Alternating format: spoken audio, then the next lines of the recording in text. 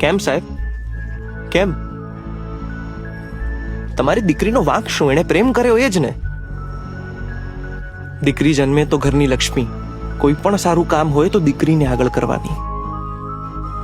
એ જ દીકરી જ્યારે એની સમજણથી સારા માર્ક્સ લાવે, આઈએએસ, ડોક્ટર, આઈપીએસ બને, તો મારી દીકરી.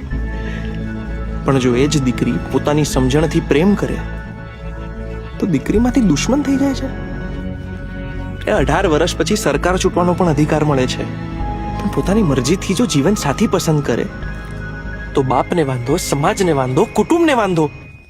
દીકરી છે સાહેબ, ચાવીવાળું રમકડું નહીં. કન્યાદાન એ સૌથી મોટું દાન, અને એનું તમને પુણ્ય મળે. પણ જો એ જ દાન દીકરીની મરજી વિરુદ્ધ ખોટા માણસને આપવામાં આવે તો એ સૌથી મોટું પાપ છે સાહેબ, સૌથી મોટું પાપ.